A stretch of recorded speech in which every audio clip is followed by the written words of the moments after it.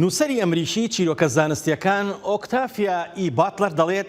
هەر چیرۆکێک کە دروستی دەکەم من خۆم دروست دەکەم. من بۆ ئەوەی خۆم دروست بکەم دەنووسم. کچێکی کوردە و لە ئەسفەهان لەدایک بوو و ئەکتەر و دەرهێنەرە. لە ساڵی 2000ەوە وەک خوێندکار دەستی کردووە بە کاری شانۆیی. دواتر بۆ بە مامۆستا هەر لە بواری شانۆدا. لە زانکۆی دوهۆک لە کۆلێجی ئادا بەشی شانۆی تەواو کردووە و خاوەنی چەندین بڕوانامە و کاری شانۆیی ناوازە و گرنگە لە ئەڵمانیا. ئەم خاتونە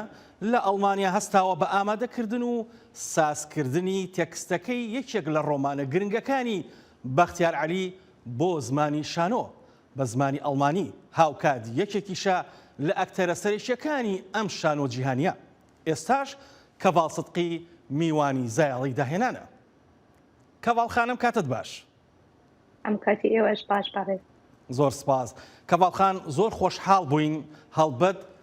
کچێکی کورد توانیوێتی یەکێک لە ڕۆمانە گەورەکان و یەکێک لەو ڕۆمانانەی کە بەڕاستی ڕۆمانەکانی بەختیار ڕۆمانی زۆر جار سەختن بەڵام زۆر جاریش هێندەی ڕووداوتیایە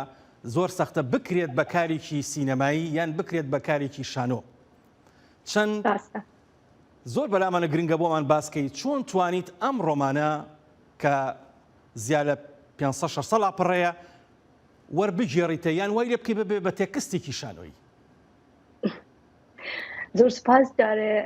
سپاسی هاوەتیان بۆ میهوانداریە ها و ئەفدەلیڤە بۆ هاوا ئامادەکردی بۆ هەندێکیان بژین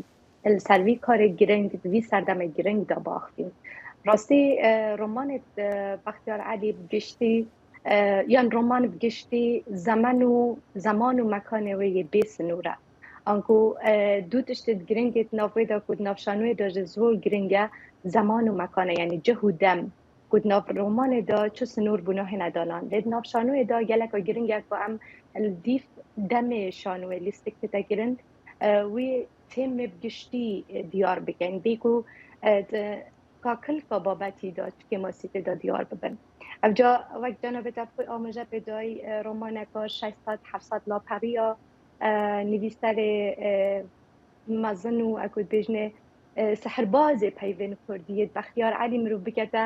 تەرجمانێ ئەلمانی و بۆ تێکستێکی شانۆیی کود 37 لاپەڕە من ئامادەکردیە ڕاستی چەندین مەهەوە وەکێشە بەرکو بابەت ژبلی و بابەتێکی گەلێکی گرنگە وەک کەس بوو من وەک کوردێک گەلێک چیرۆکی تایبەت ژی تێدا هەنە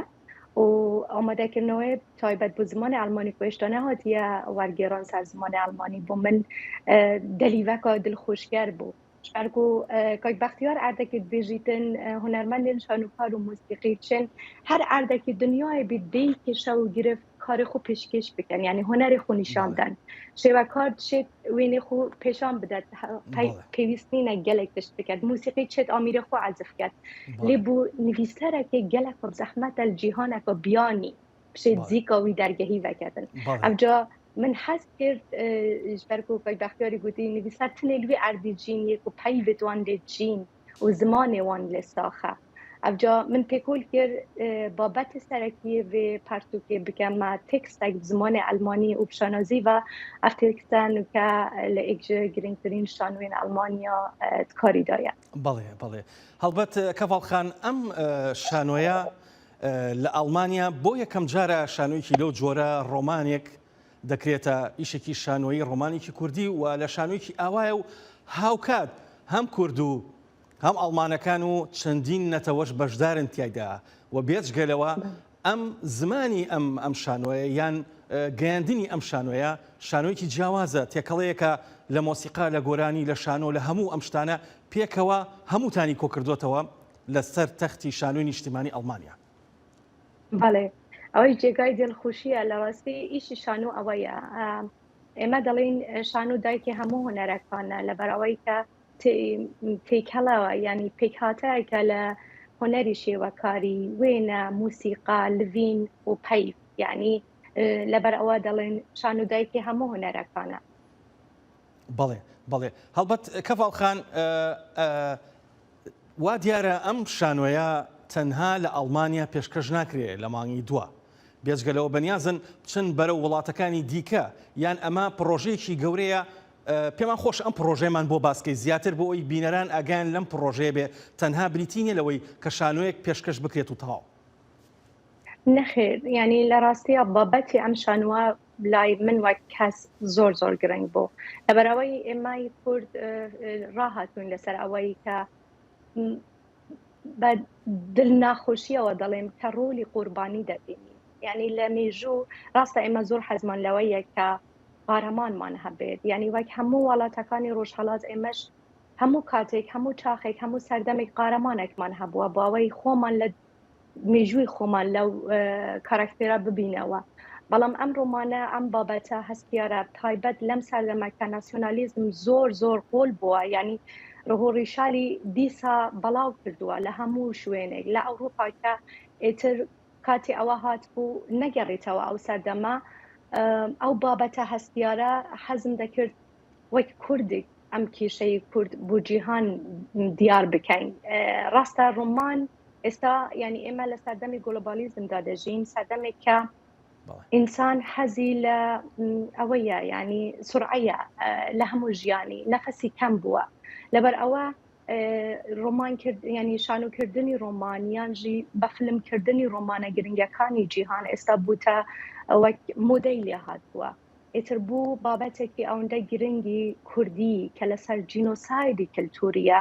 نەکرێت بە شانۆ ئێمە لە پرۆگراممان وایە کە ئەم ئیشە بوو چەندین شوێنی تر لە چەندین جێگای تر کە لە کوردستان لە پێکول و گفتوگوی داین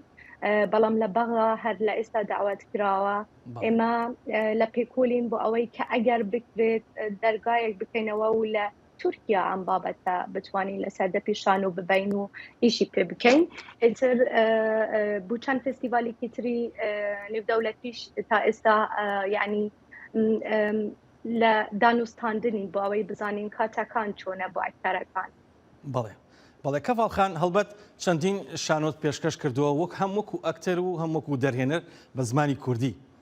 بەڵام ئەم شانۆیە بە زمانی ئەڵمانیە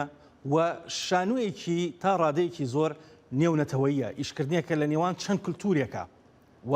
ئیشکردنە لە ناو مێژووە ئیشکردنە لە ناو فەرهەنگە چەند هەز بە هەمەڕەنگی فەرهەنگی و کولتوری و زمانەکەی لە ناو ئەم شانۆیە چەند دڵی خۆش کردووی ئەم شانۆیە لەگەڵ شانۆکانی دیکەدا. لە ڕاستیە ترسێکم هەبوو لە سەرتا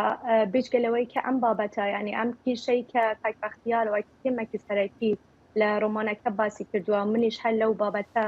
بۆ تێکستی شانۆیم ئامادە کردووە ترسم هەبوو کە ئەکتەریان خوێنەری ئەڵمان چۆن سەیری ئەم بابەتە کە چۆن خۆیان ینی لەو تێمەدا دەبێنەوە دەدۆزنەوە چۆن دەبنە یەکێک لەو بابەتە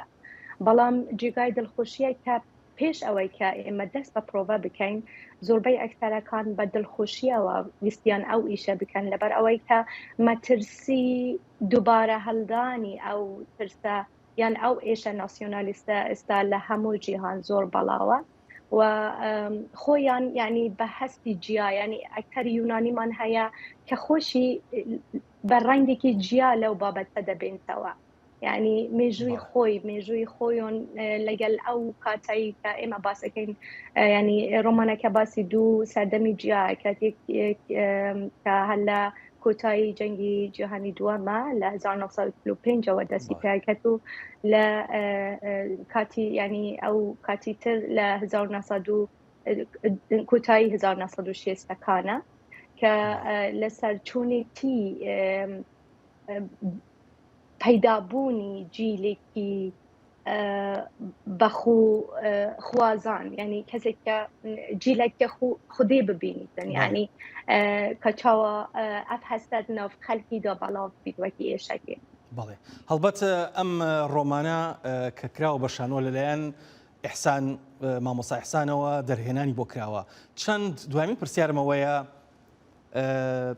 دەرهێنانی یەکێک لەم شانۆیانە بەم شێوازە و هەماهەنگی ئەڵمانەکان لەگەڵ ئەم ئیشە شانۆیە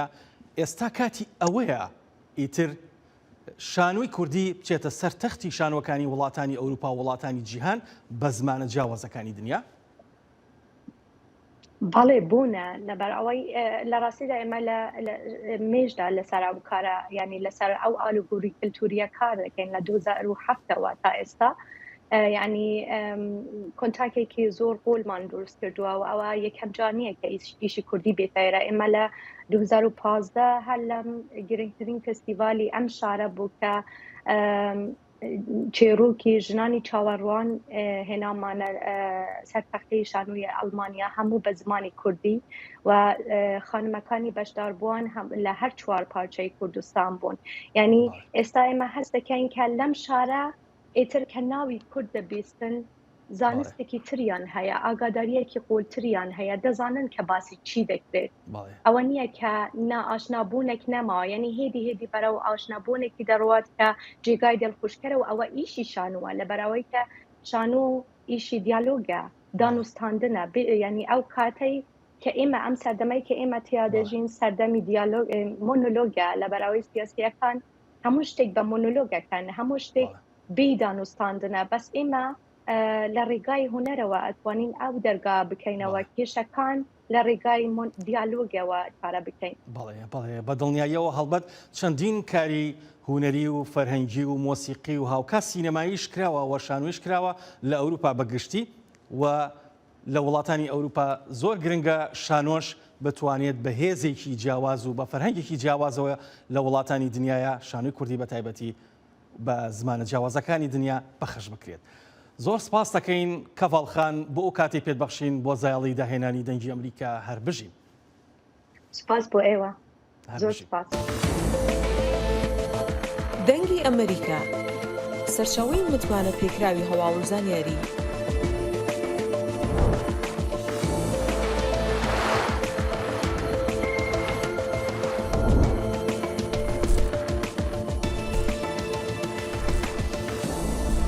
لە ماڵپەڕ و تۆڕە کۆمەڵایەتیەکانی دەنگی ئەمریکاوە ئاگاداری هەواڵ و گۆڕانکاریەکانی جیهان بە.